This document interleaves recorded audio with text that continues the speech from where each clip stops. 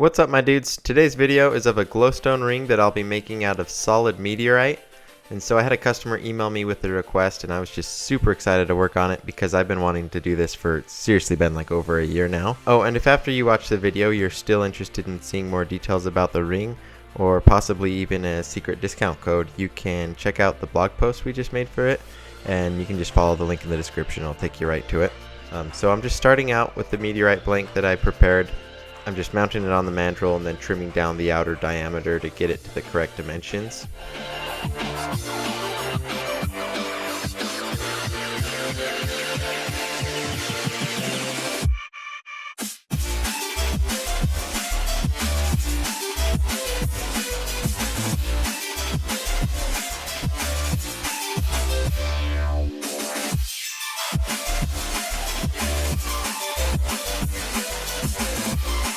Then I'm using my tungsten carbide lathe bits to bevel the edges of the ring, and on this step it's pretty important to use a nice sharp lathe bit so that you can get a nice clean surface finish.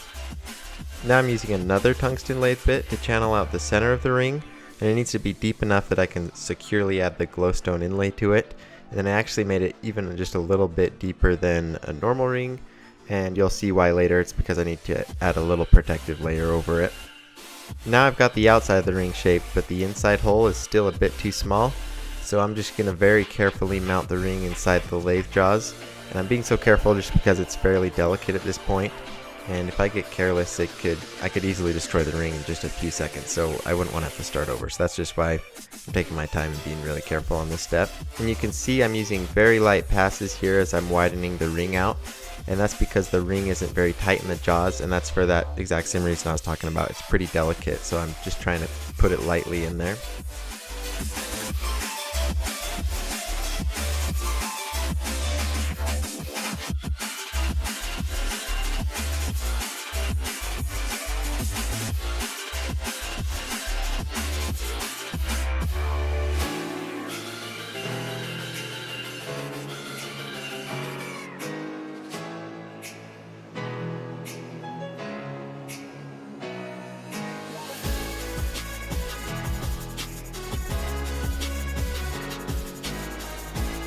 The color of the pigment that I added to the powders that I'm going to use is, so I'm going to do charcoal, black, green, blue, and purple.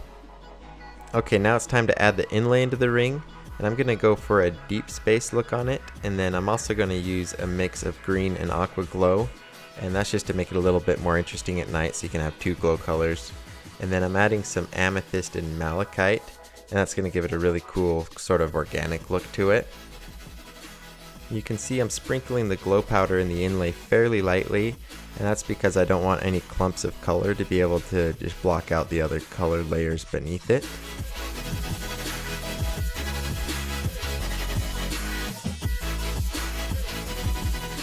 The effect this makes is pretty cool just because you can see all the multiple colors and a lot of different layers and a bunch of depth to the ring. So that's a really important step, something that I had to practice quite a few times to get it how I wanted.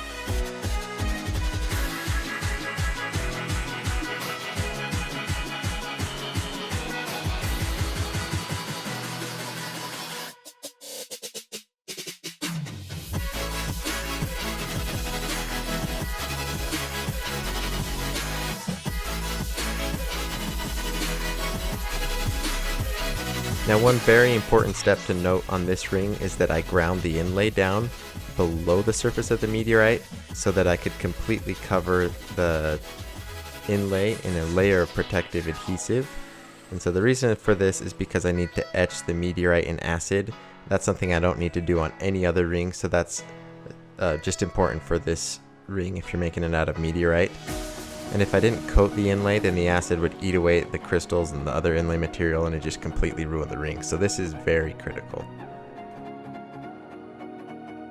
Now all that's left to finish up the inlay portion of the ring is just to sand and polish it.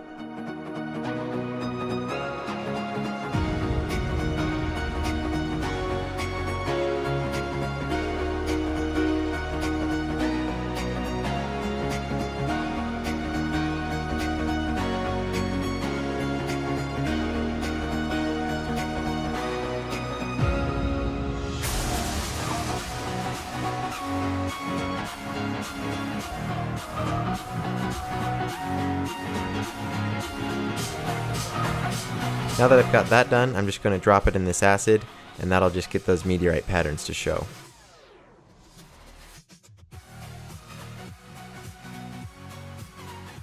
And about 20 minutes later, I pulled seriously one of my favorite rings ever out of its acid bath, and I got to see just the ring in its full glory for the first time.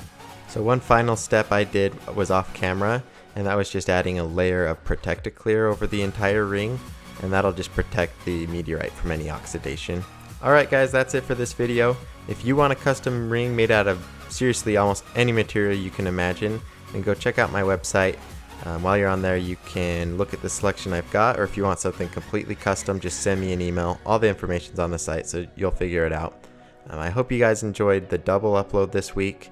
From now on, I'm going to do my best to do 2 project videos per week. So please give me your feedback. That really helps me out because my whole goal here is to make videos that you guys want to watch. And so if I'm doing 2 videos per week and it seems like I'm not putting the effort I need into them or something like that, please let me know. Or if you're loving them, please let me know as well. Maybe I'll try to shoot for 3 videos a week if I can get the time. So thanks for all the feedback, you guys. It's been awesome. We've been able to, I think, really up the quality of the videos we've been doing recently. So thank you guys for that. You've been helping us out a ton with that. We also hit 50,000 subscribers this week, so I just wanted to stop and just give a big thanks to all you guys for everyone who watches the videos, everyone who subscribes. I love making the videos, I love making the rings. I'm just really grateful that there's 50,000 of you that thought the ring making was cool enough that you wanted to subscribe, so I truly appreciate all that support. But that's it for this video. Make sure to like it if you liked it, and I will see you in the next video.